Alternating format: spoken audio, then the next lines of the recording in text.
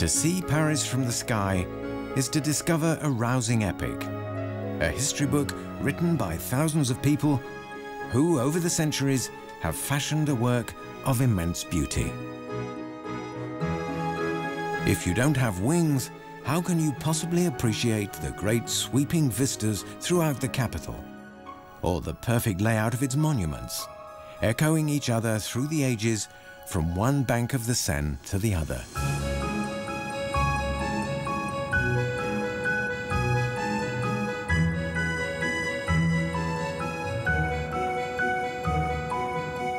To soar like a bird over Paris is to glimpse secret gardens, suspended like islands in the sky. To go into raptures over the succession of bridges spanning the Seine by the dozen. To skim the spires of Notre Dame and tease the bateau mouche. To fly is to realize man's wildest dream, to embark on an unforgettable journey through time and into the soul of Paris, so rightly called the City of Light.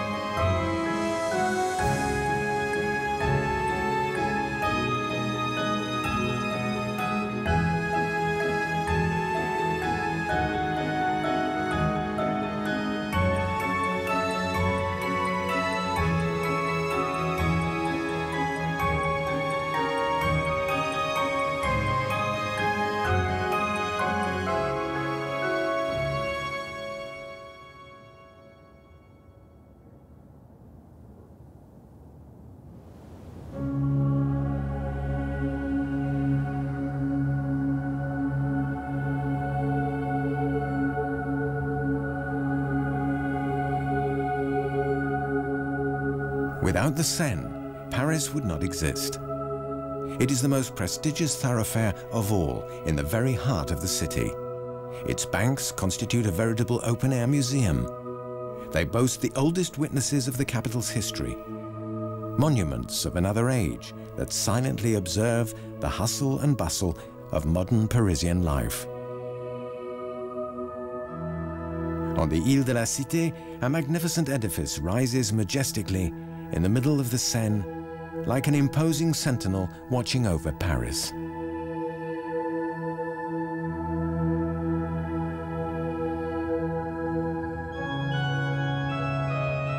The medieval city's heart raced in the late 12th century when the tall spires of Notre Dame de Paris began to rise up out of the earth. The cathedral would take almost 200 years to complete.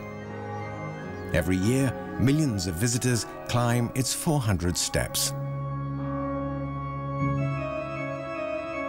People come here from all over the world to take in the illuminated gaze of the cathedral's famous gargoyles and to enjoy a son et lumière journey into the Paris of Victor Hugo's day.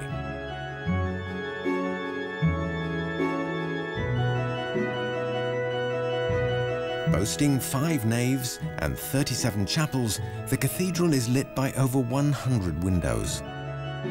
A pure marvel of architecture with, among other wonders, its single-arch flying buttresses. It is hard to believe that this absolute masterpiece of Gothic art, whose foundation stone was laid by Pope Alexander III in 1163, only narrowly escaped the destructive winds of the French Revolution.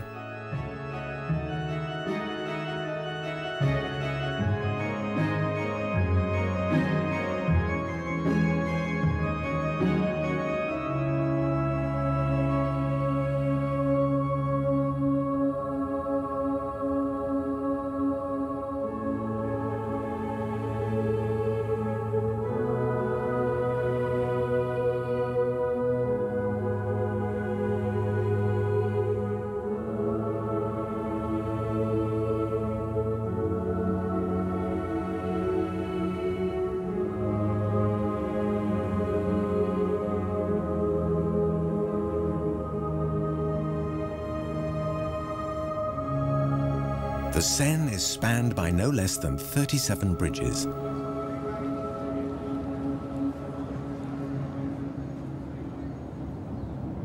Despite its name, the Pont Neuf, or New Bridge at the tip of the Île de la Cité, is the oldest of them all. Henry IV inaugurated it in 1607 and declared that, contrary to tradition, no houses would be built upon it. As a result, the Pont Neuf quickly became the heart of the city, a fashionable place to stroll.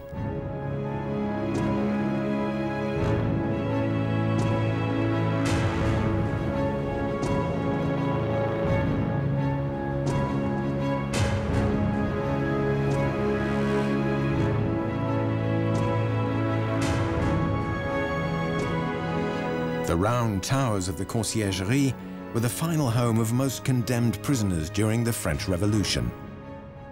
Marie Antoinette was held in a cell here before being sent to the guillotine.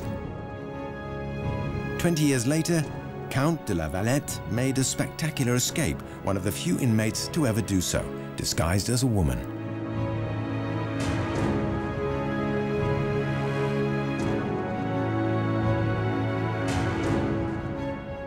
Via the Pont Saint-Louis, just behind Notre-Dame, the Île de la Cité seems to be towing a smaller island, the Île Saint-Louis.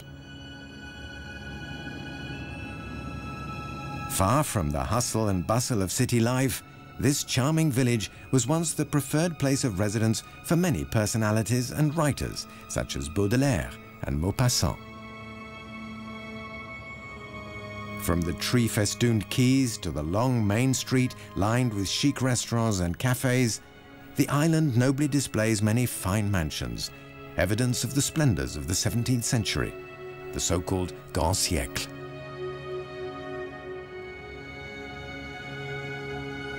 One of the capital's 37 bridges is reserved for those who love to explore Paris on foot. It was Napoleon I who understood the importance of designing the Passerelle des Arts exclusively for pedestrians.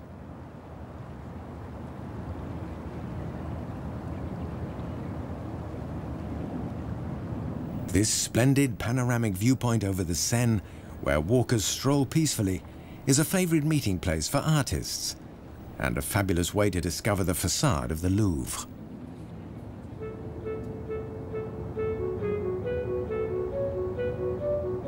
In the medieval landscape of Paris, the city was fortified.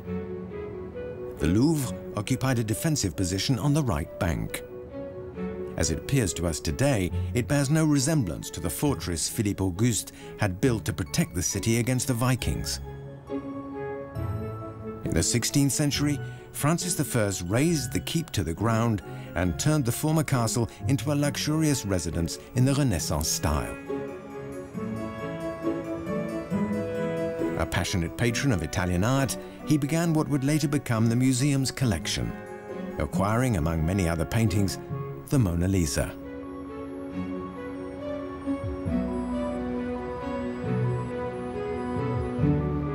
The 20th century also added its architectural touch to the Louvre.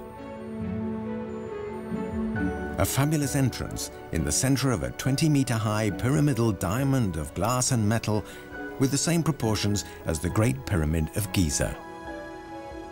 President François Mitterrand entrusted the project to I.M. Pei, a Chinese-American architect of exceptional talent.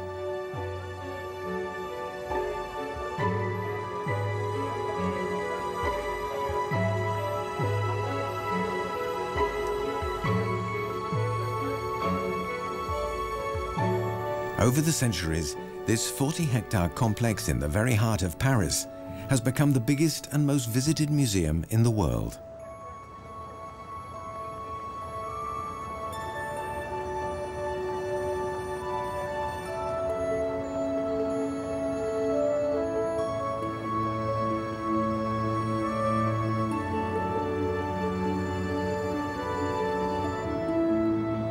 It is hard to believe that in the 12th century, the Tuileries Garden was the site of a tile works.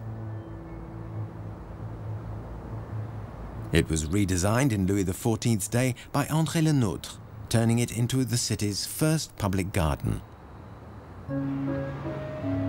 Every year for the past 20 years, a fun fair has been held in the grounds, close to the prestigious Rue de Rivoli, and the Tuileries reverts to its former role as a pleasure ground.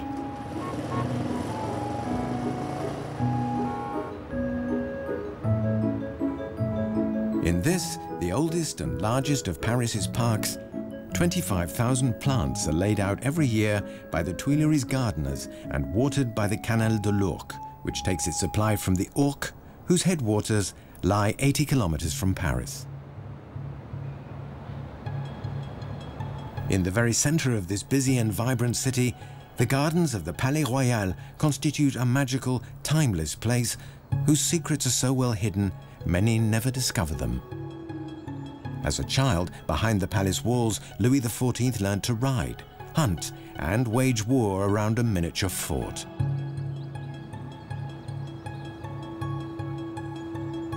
In the 18th century, with the police forbidden to patrol the gardens, they became notorious as a meeting place for lewd encounters.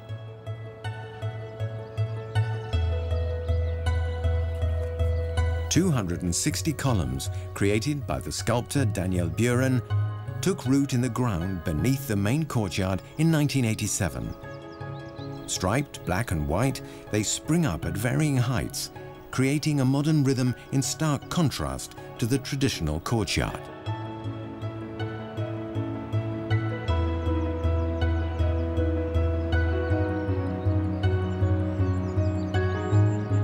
A stone's throw from the Palais Royal, the Place des Victoires was designed as the resplendent setting for a statue in honor of the Sun King. The present royal effigy dates from the 19th century, as the original bronze statue was melted down at the time of the Revolution.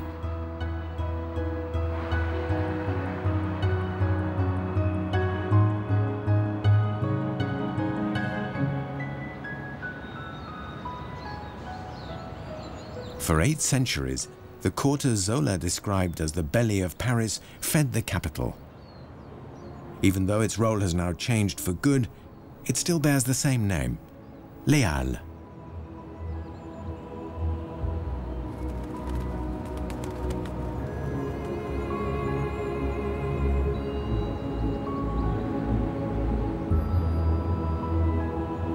This quarter is a harmonious blend of the Paris of today and of yesteryear. The Église Saint-Eustache, a survivor of the demolition of Les Halles in the 1970s, has seen many illustrious parishioners over the centuries. Madame de Pompadour, Richelieu, not to mention Louis XIV, who made his first communion here. As for Molière, he ridiculed the church so much, the priest of Saint-Eustache refused him a religious burial.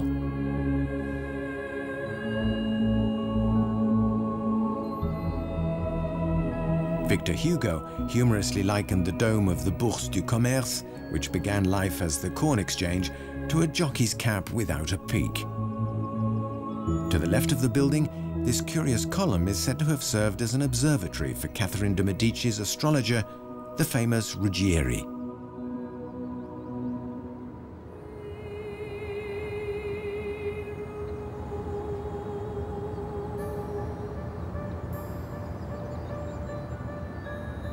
Underground, the old market halls have given way to a huge shopping centre, and on the surface, to airy gardens where passers-by come to rest and watch the children play.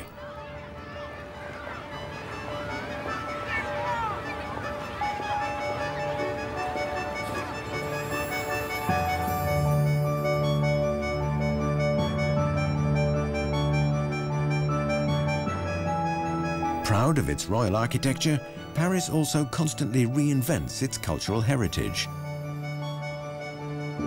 A stone's throw from Les Halles, the Pompidou Centre proudly displays its structure and the colourful cladding of its vital organs, blue, green, red and yellow pipes. Inaugurated in 1977, this hive of cultural activity, which the Parisians simply call Beaubourg, has attracted over 150 million visitors since it opened. Its Museum of Modern Art is world famous.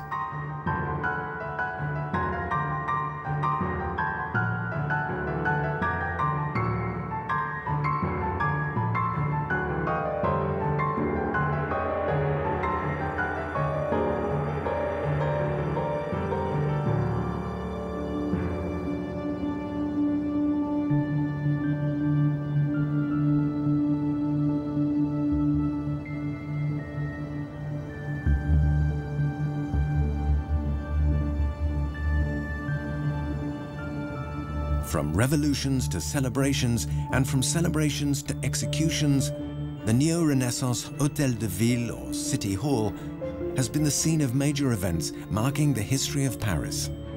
Louis XVI mumbled a few words when he pinned the tricolour cockade to his hat, and Robespierre found refuge here during the Revolution. He was guillotined the following day.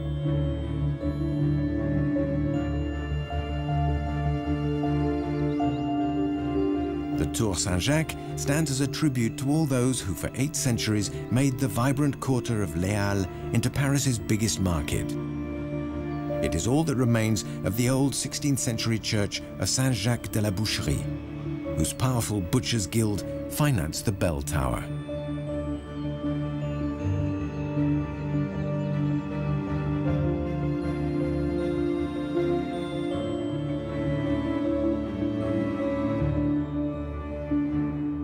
In the Middle Ages, the left bank became the center of learning of the whole of Western Europe. In the Latin Quarter, all classes were given in Latin.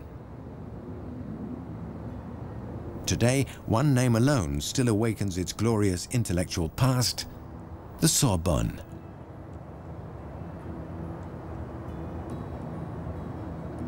This huge quadrilateral complex of severe and monastic-looking tall buildings was the site of the first college founded in the heart of this quarter.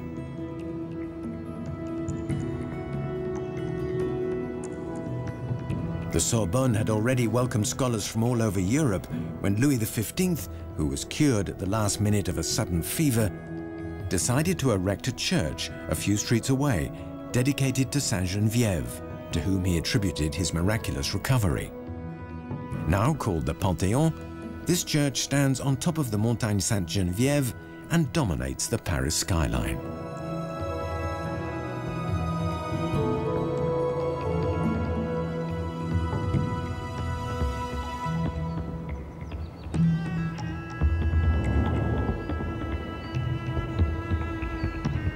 Soon after the Battle of Verdun, in which 50,000 Muslims lost their lives, the foundation stone was laid of the Grand Mosque of Paris, the only one of its kind in the city. A place of worship, this mini Alhambra in the Spanish Moorish style is a timeless oasis of calm and refinement, where families come to sip mint tea in its flower-filled patios.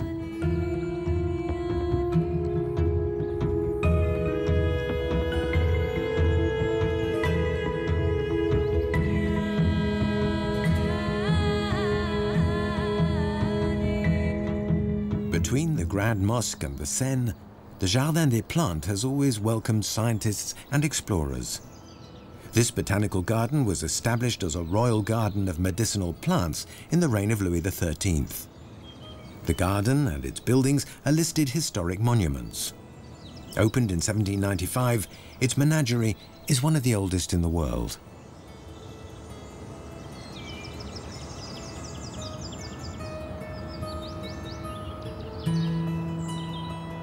As for its glass houses, they are among the oldest metal structures in Europe.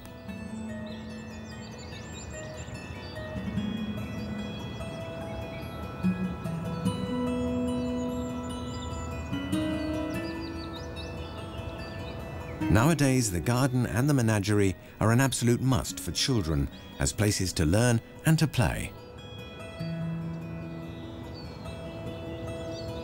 With ever-changing exhibitions, the museum and the Grand Gallery of Evolution remain a world-class resource for all those interested in the natural sciences.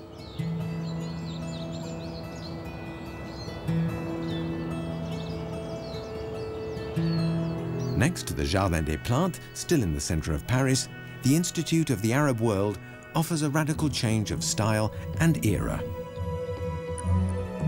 The museum, laid out over several floors around a patio, is resolutely modern in design.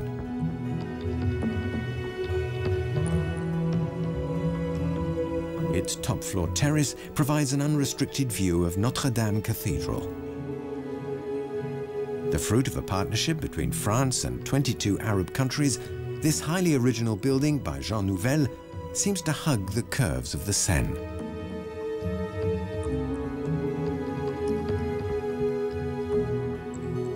Between the river and the railway tracks of the Austerlitz station, in the new Paris Rive Gauche sector, stands a truly unique building, the BNF, the French National Library. Designed by architect Dominique Perrault, the library consists of 4 glass towers shaped like open books, which reflect the orangey hues of the setting sun. Since 1997, the National Library has housed several million books. In the words of its designer, the complex features a large modern abbey whose sunken cloisters create a space conducive to meditation.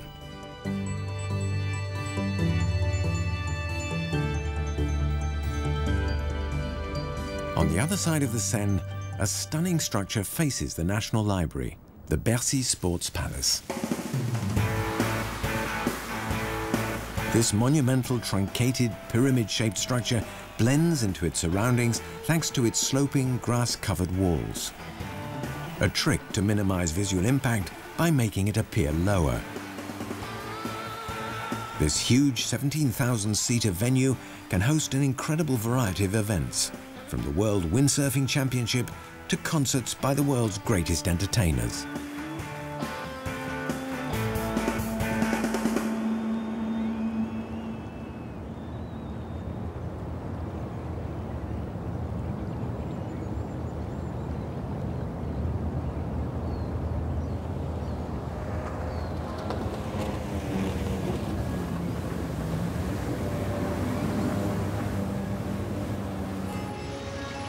Every native Parisian has played as a child in the Luxembourg Gardens, a formal French garden whose well-ordered charm of centuries past remains intact. Children push toy sailboats around its octagonal pond, go to see the Punch and Judy show, and stop for candy at the same little wooden huts as their grandparents.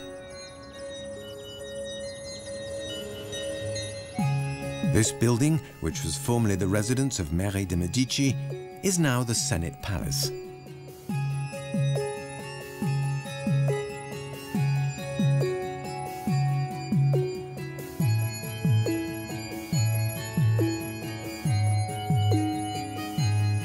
Just along the road from the Luxembourg Gardens lies the Observatoire.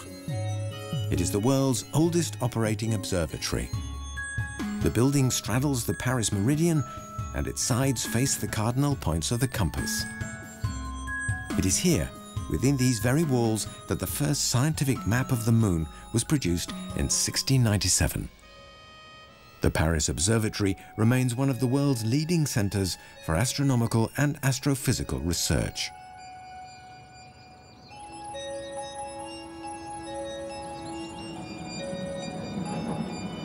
Opened in the 1900s, the Paris Metro crisscrosses the capital, covering every corner of the city. Occasionally, it soars over the rooftops of Paris, as Edith Piaf sang so poetically.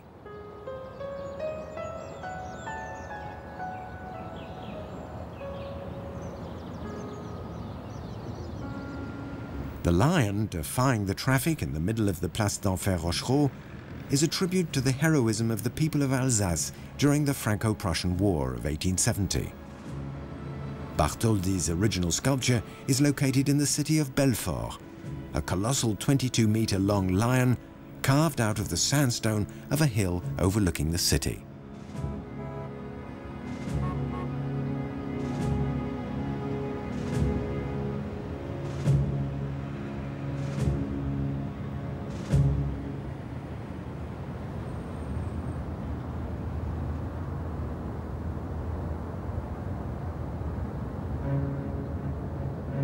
Since 1972, the Tour Montparnasse has towered imposingly over the district after which it is named.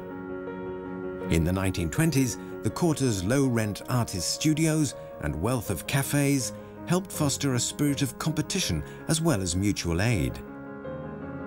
In an atmosphere of creativity, the Montparnasse made their home, bringing together many talented artists, poets, and musicians.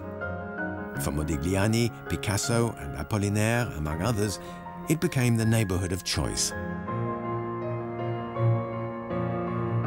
At 210 meters high, this office block was the tallest in Europe for many years. From the top, on a clear day, visitors can enjoy a spectacular panoramic view of the whole city.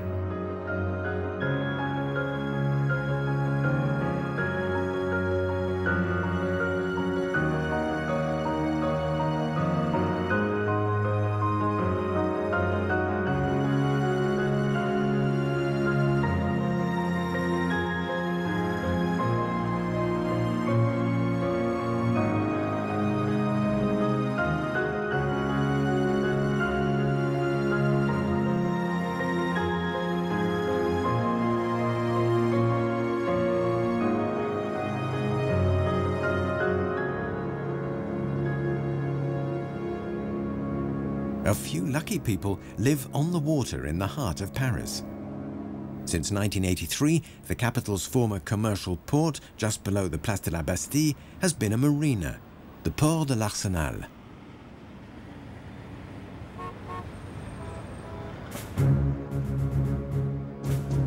The gilded Spirit of Freedom atop the July column glistens in the sun in the middle of the Place de la Bastille, marking the site of the prison stormed by the mob at the start of the French Revolution in 1789.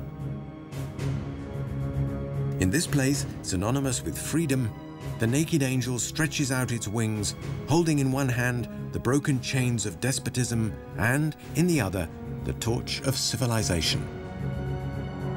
The outline of the huge destroyed fortress is still visible on the ground. Built for the people, this square became gentrified with the opening of trendy cafes and the new Bastille Opera House. All curves and glass, its 2,700-seater auditorium has remarkable acoustics.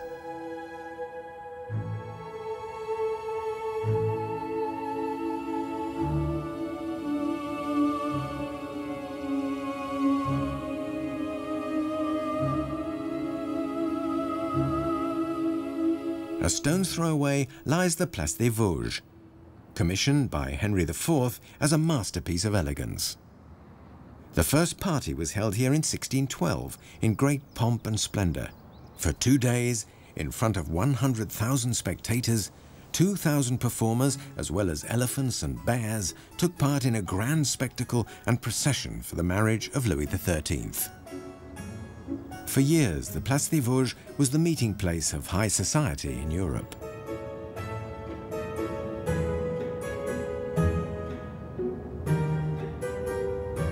Several squares, each more prestigious than the last, mark the capital's identity. The Place de la République, laid out during the Second Empire, intersected by long, grand boulevards created by Baron Haussmann. The Place de la Bourse and its majestic Palais Brongniart, built by order of Napoleon I.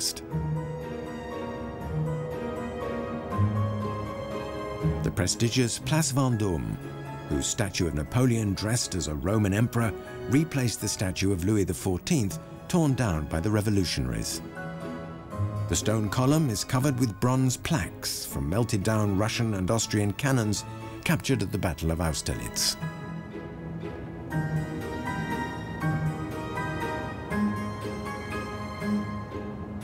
When you have wings, distances take on a whole new dimension. The Seine and the Tuileries Garden lie close to one of the capital's most iconic landmarks. In January 1858, Napoleon III and Empress Eugénie miraculously survived an assassination attempt as they left the Opéra, which was then located in the Rue Le Pelletier. Soon after the incident, the state decided it was in the public interest to build a new opera house in a safer area. The architect Garnier embarked on an adventure that was to last 15 years. An artificial lake even had to be dug deep beneath the site to prevent groundwater from further flooding the foundations.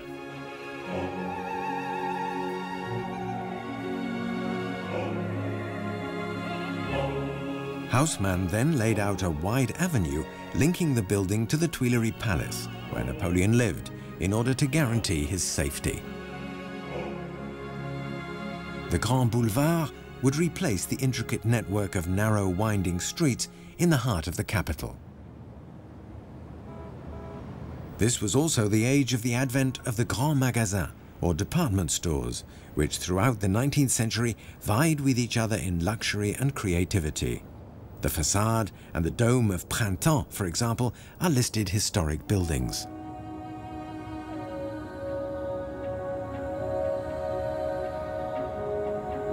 The Boulevard des Capucines, where the Lumière brothers' first film screenings were held in the basement of the Grand Café, links the Opera House to the Madeleine Church. Designed in 1814, following the victory at Jena, it is one of the many monuments paying tribute to the great army of the Emperor Napoleon I. Work on the building came to a halt with Napoleon's defeat in the Russian campaign, recommencing many years later in the reign of Louis XVIII. Surrounded by grooved columns with Corinthian capitals and boasting a wide pediment decorated with scenes of the Last Judgment, Madeleine Church is more reminiscent of an ancient Greek temple than a traditional Western church.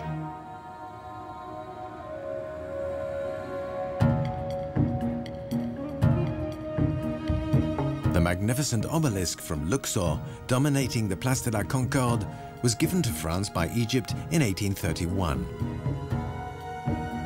It took 2 years to transport it from the Nile to the Seine on a specially designed boat.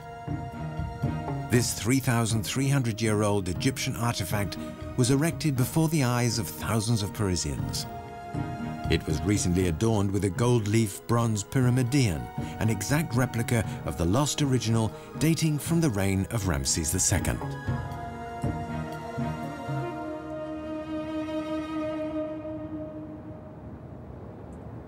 The Louvre and the Tuileries Garden mark the start of a wonderful vista in time and in space. The Place de la Concorde, the Champs-Élysées and the Arc de Triomphe form an historic axis culminating 8 kilometers further west in one of the capital's most futuristic monuments commissioned by President Mitterrand, the Arch of Fraternity, or Grande Arche, in the heart of La Défense business district.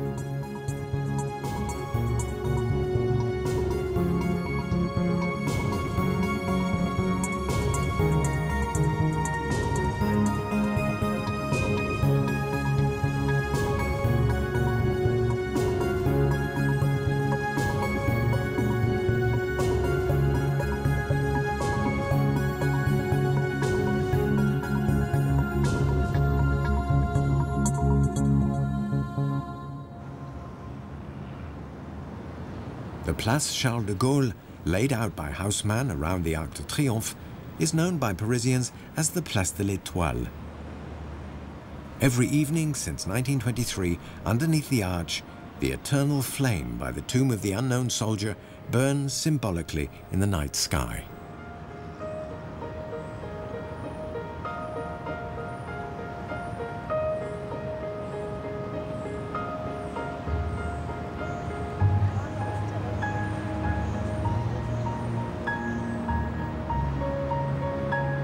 For the uninitiated, the 12 large avenues which fan out from here form one of the most challenging driving experiences on Earth.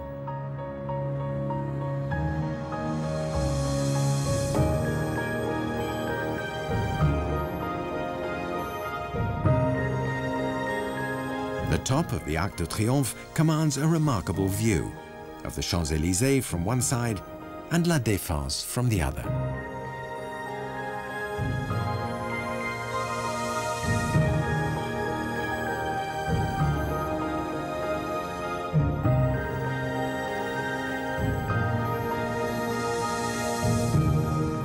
Paris's public parks and gardens appeared in the 19th century.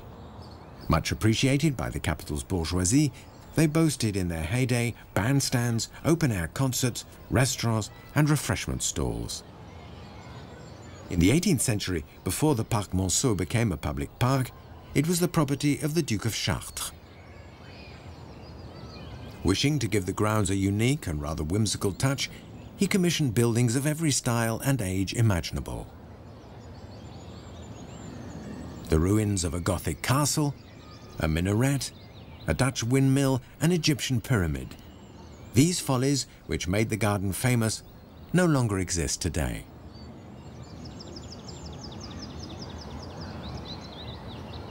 All that remains is a Normatia, an ornamental pond surrounded by Corinthian columns inspired by the small lakes on which famous naval battles were reenacted in antiquity.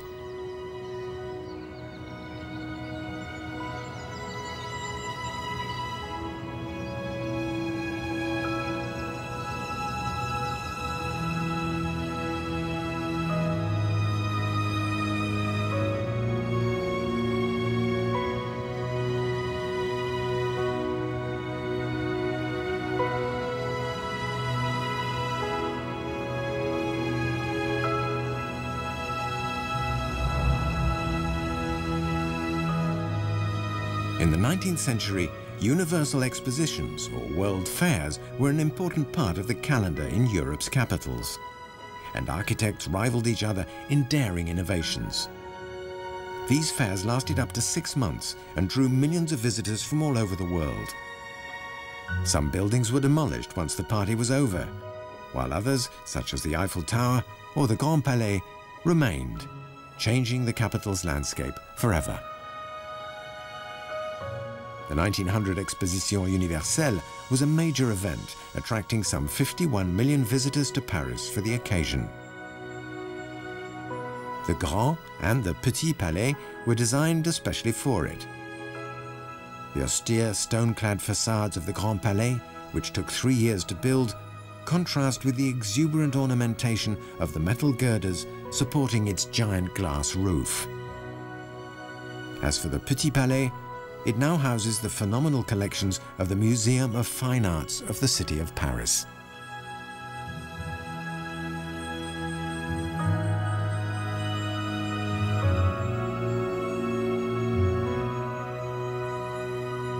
Given to France by the Tsar at the time of the 1900 exhibition, the Pont Alexandre III forms a link between the Invalides and the Champs-Élysées.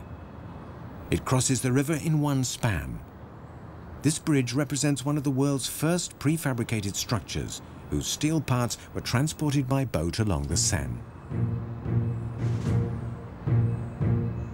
Stone sculptures and gilded bronze statues made it one of the most ornate bridges in Paris.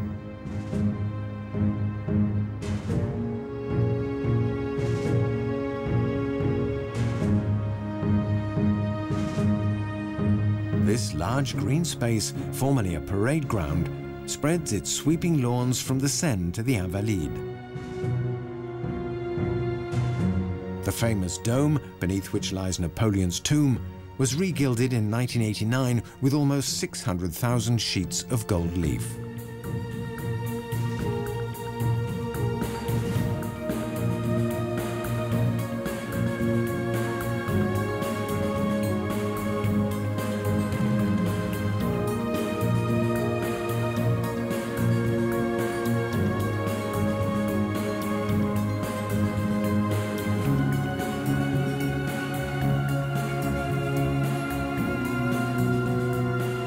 In his royal edict of 1670, Louis XIV stipulated that the Hôtel National des Invalides was to be used for soldiers discharged for old age or as a result of war wounds.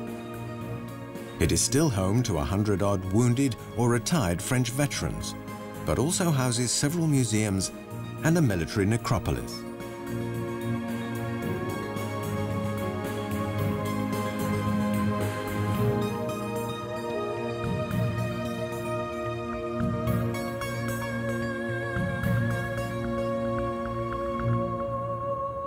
Built in just 2 years and 2 months for the 1889 World Fair, the Eiffel Tower, with its 7,000 tons of metal girders, stands over 300 meters tall.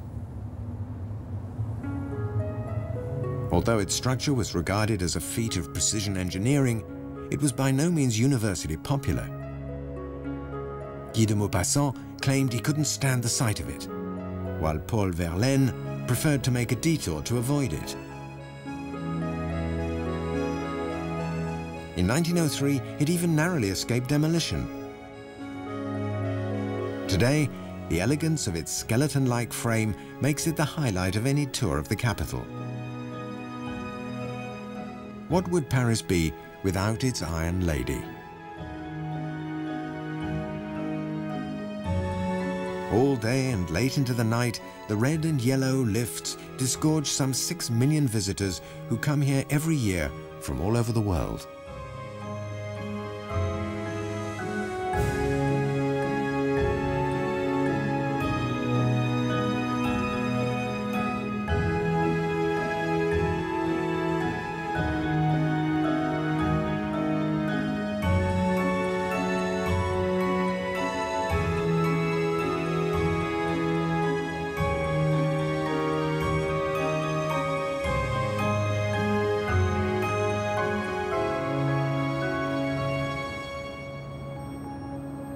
The Pont d'Iéna, commissioned by Napoleon just before the fall of the empire, leads to the Trocadero Gardens, gently sloping down towards the Seine. The imposing buildings of the Palais de Chaillot and the Museum of Modern Art were designed for the 1937 International Exhibition.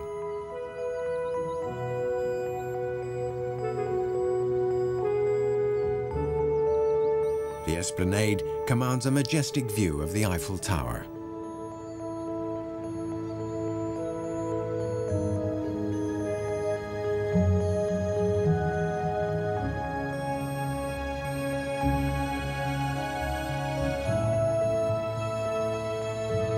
At the foot of the Eiffel Tower, the vast lawns of the Champ de Mars were once the setting for horse races and also witnessed the very first balloon flights in history.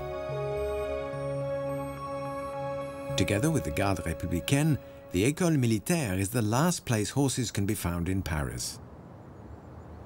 Founded by Louis XV to instruct poor gentlemen in the art of war, this place, steeped in history, is run along the traditional lines of a military riding school. It is still home to a master bootmaker specialized in leatherwork and saddle making, and a master tailor responsible for making military uniforms.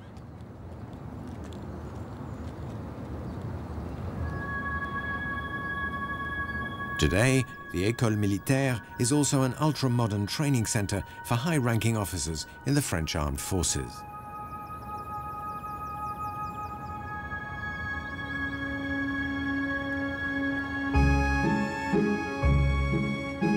The Paris of the Butte Montmartre is quite unlike the rest of the capital.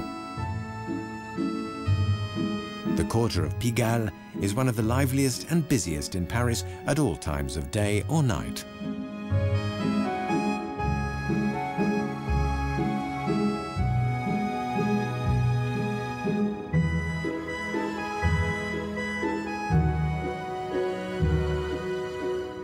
The success of cabarets such as the Moulin Rouge, with its imaginative and original decor, was instant.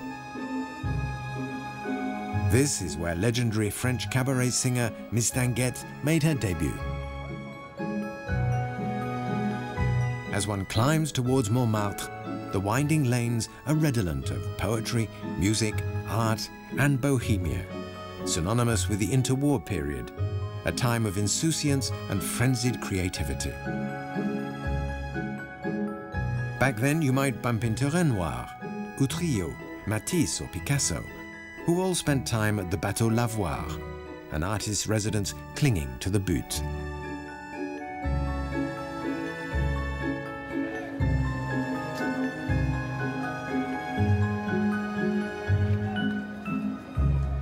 Time seems to have stood still beneath the parasols of the Place du Théâtre, invaded by portrait painters and hordes of tourists.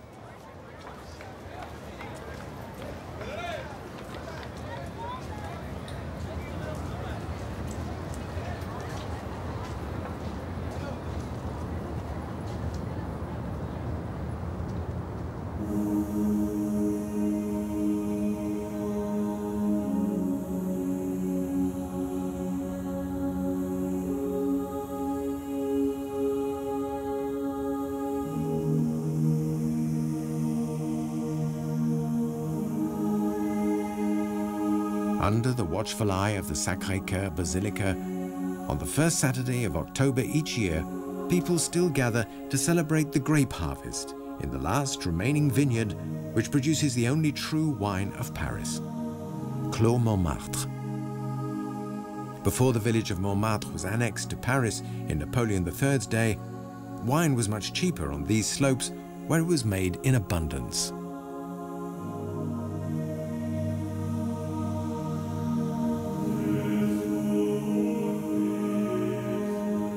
Since 1885, perpetual adoration of the Blessed Sacrament has continued uninterrupted in the Sacré-Cœur Basilica for the entire world. The building of the basilica was an adventure undertaken as a challenge. Its architect drew inspiration from the Roman Byzantine style of St. Sophia's in Constantinople and St. Mark's in Venice. The unstable ground required extensive foundation work. 83 piles were driven 45 meters into the ground in order to stabilize the structure. The huge square bell tower houses the Savoyarde, the biggest bell in France.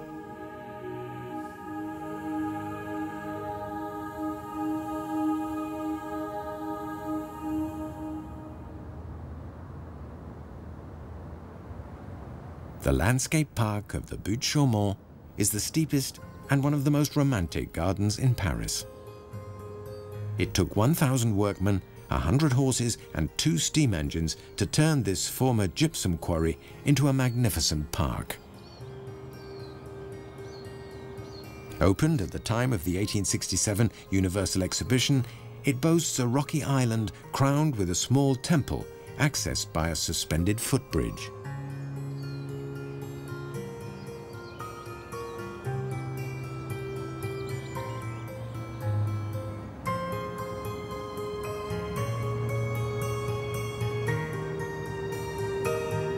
In the 19th and 20th arrondissement of Paris, just below the park, are small pockets of former workmen's houses, now highly sought after.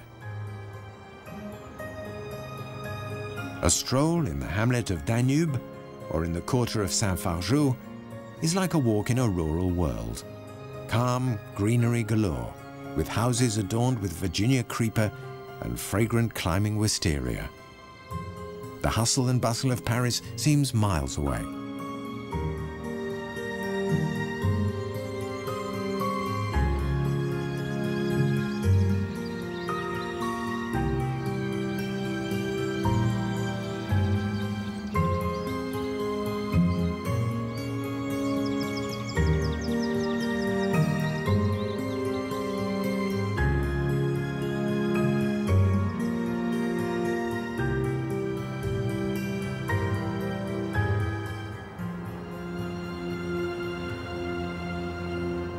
Father de la Chaise, Louis XIV's confessor, lived on a vast Jesuit estate. Many years later, it became Père Lachaise Cemetery. Brongniart produced the basic design of this huge English-style garden, which today's visitor is advised to explore with a map. When it opened in 1804, the Parisians snubbed this wooded hill outside of the city limits for a long time. They only changed their minds when the city moved the illustrious remains of Heloise and Abelard, as well as those of Molière and La Fontaine, to Père Lachaise. This was long before such stars as Jim Morrison or Edith Piaf came to rest here.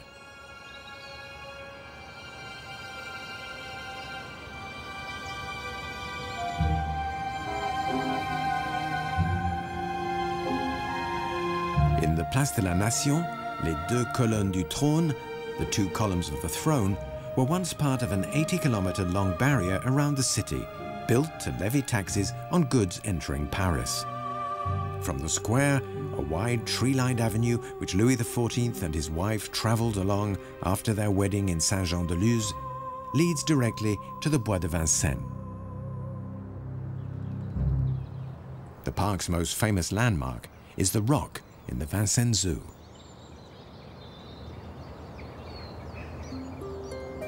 It was Napoleon III who decided to make the Bois de Vincennes and the Bois de Boulogne the capital's lungs.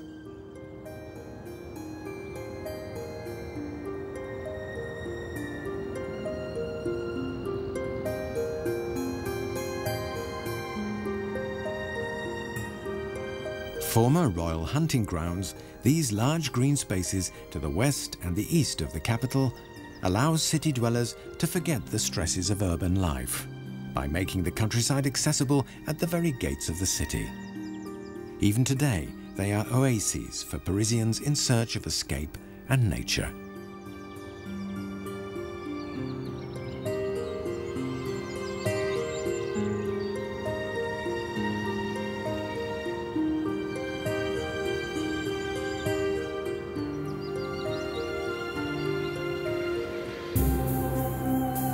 For a while, Paris has revealed itself to us in all its splendor and allowed us to glimpse it from another aspect.